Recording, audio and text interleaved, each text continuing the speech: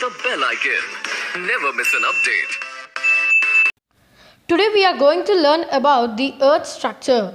Earth's inside structure is quite different to its hard and crusty shell. We sometimes get a glimpse of Earth's interior through the action of active volcanoes.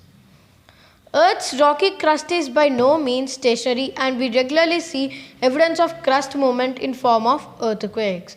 So let's move on to the next topic, that is plate tectonics and seismic waves.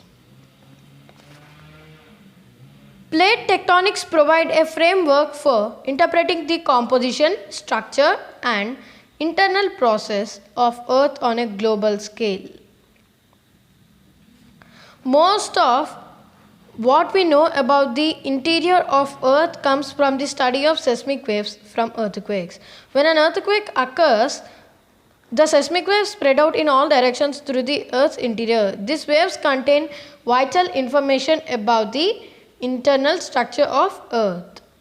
Earth is made up of three concentric layers, that is the core, the mantle and the crust. Each layer has its own chemical composition and properties. So let's first learn about the core. The core is composed of two layers, that is the inner core and the outer core. The entire core is about 7,000 kilometers in diameter.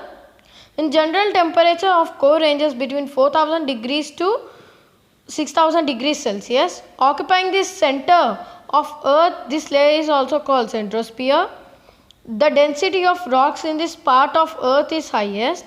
The major constituents of this layer are metallic minerals like nickel Ni and iron Fe, due to which the core is called knife. So let's move on to the next topic, that is the mantle.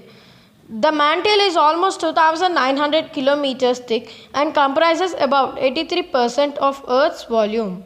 It is composed of several different layers. The top layer of upper mantle 100 to 200 kilometers below the surface is called asthenosphere. The lithosphere is also zone of earthquakes, mountain building, volcanoes and crust continental drift. Scientific studies suggest that this layer has physical properties that are different from the rest of upper mantle.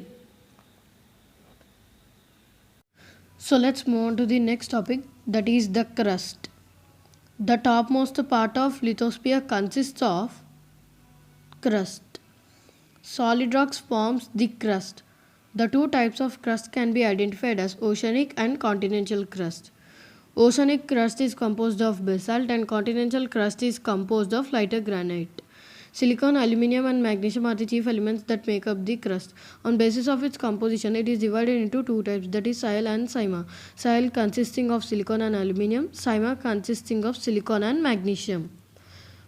The next topic is lithosphere and tectonic plates. Lithosphere. The solid crust of rocks forming the surface of Earth is called lithosphere. The most well-known feature associated with Earth's lithosphere is tectonic activity. Tectonic activity describes the interaction of huge slabs of lithosphere called tectonic plates. So thereby we completed this chapter. Thank you.